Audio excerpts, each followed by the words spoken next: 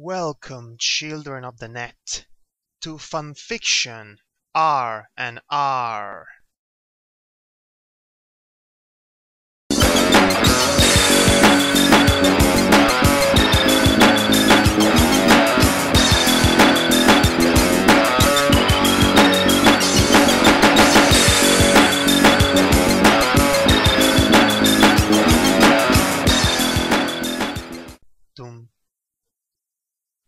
Dum dum dum dum dum dum dum dum dum dum dum dum dum dum dum dum dum ow ow dum dum ow dum dum ow ow dum dum ow dum dum ow ow dum dum ow dum dum ow ow dum dum ow dum dum. An isolated settlement lost in the vastness of the North region, representing the atmosphere of paranoia and mistrust deep within the boundaries of human nature.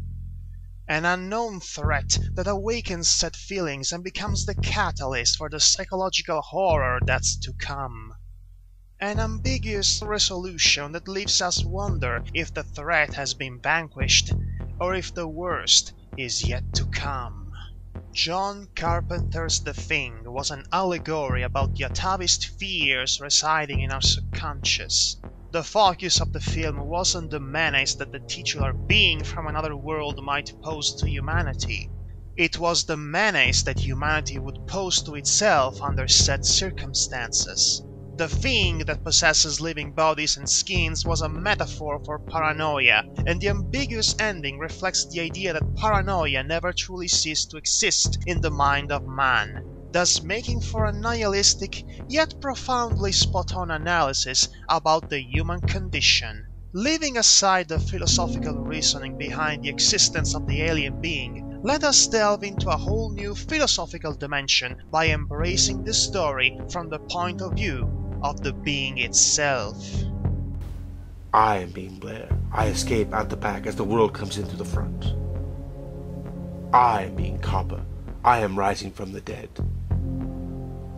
I am being Childs. I am guarding the main entrance. The names don't matter. They are placeholders, nothing more. All biomass is interchangeable. What matters is that these are all that is left of me. The world has burned everything else. I see myself through the window, loping through the storm, wearing Blair. McGrady has told me to burn Blair if he comes back alone, but McGrady still thinks I am one of him. I am not. I am being Blair, and I am at the door. I am being Childs, and I let myself in. I take brief communion, tendrils withering forth from my faces, intertwining. I am Blair Childs, exchanging news of the world. The award-winning The Things by Peter Watts offers a fresh, bold new perspective on the diegesis by delving into the mind of the creature as it's faced with the adversity of a hostile world it can't quite understand. The story is structured like a stream of consciousness, thoughts flying around in the mind of the thing in different orders and styles, at times retelling the story as it perceives it, at times pondering the confusing nature of the skins and biomasses that constantly elude its knowledge of life and the universe, puzzled by their never-changing, never-evolving constitution, terrorized by the very idea that said pieces of flesh, said creatures, said things might not respond to a higher consciousness, that they might not be linked to one another like its many parts as they slowly take residence inside them. This is what the world taught me, that adaptation is provocation. Adaptation is incitement to violence. It feels almost obscene, an offense against creation itself, to stay stuck in the skin. It's so ill-suited to its environment that it needs to be wrapped in multiple layers of fabric just to stay warm. There are a myriad of ways I could optimize it. Shorter limbs, better insulation, a lower surface volume ratio. All these shapes I still have within me, and I dare not use any of them to keep out of the cold. I dare not adapt. In this place I can only hide. What kind of world rejects communion? And yet, how much more there used to be. The wisdom of so many worlds lost. All that remains of fuzzy abstracts, half-memories of theorems and philosophies far too vast to fit into such an impoverished network. I could assimilate all the biomass to this place, rebuild body and soul to 1,000,000 times the capacity of what crashed here. But as long as I am trapped at the bottom of this well, denied communion with my greater self, I will never recover that knowledge. I'm such a pitiful fragment of what I was. Each lost cell takes a little of my intellect with it, and I have grown so very small, where once I thought, now I merely react. How much of this could have been avoided if I had only salvaged a little bit more biomass from the wreckage? How many options am I not seeing because my soul simply isn't big enough to contain them? Finally, the being has to come to the gruesome and mind-bending realization that these things it's fighting against are isolated, alone, not connected with each other or a higher conscience, doomed to age and die, doomed to fall prey to their fears and unable to evolve, to commune with it. Which leads to the thing promoting itself as their savior, doing what it thinks is the right path to take to save humanity from paranoia, to save humanity from its own weaknesses. It won't be easy. They won't understand. Tortured, incomplete, they're not able to understand. Offered the greater whole, they see the loss of the lesser.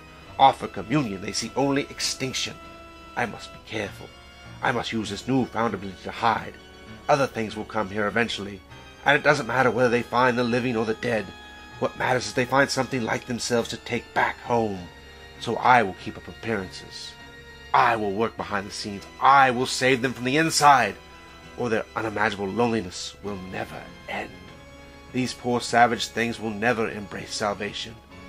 I will have to rape it into them.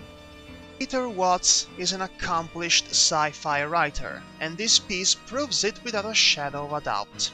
On one side, it deconstructs and analyzes the innate fear and rejection of the humans towards things they cannot understand through the perspective of the object of said fears. On the other hand, it provides a multi-layered psychological breakdown of the owner of this specific point of view, and its own experience with what it considers to be different, and therefore scary. Its reaction to a world that fights so hard to deny its existence and everything it considers to be inherently good is perfectly communed through written words, thus encapsulating the thing as a complex creature that's completely different from us, yet completely similar for this very reason, and its inability to accept the existence of the biomasses as something diverse from itself is a thoughtful example of that. The Things is a short, provoking, philosophically multi-layered piece that deserved the attention it's got from various literary contests. This fanfiction can be read for free on clarksworldmagazine.com. Follow the link in the description below if you're interested in giving it a try. This has been Madhog, and you've been listening to Fanfiction, Read and Review.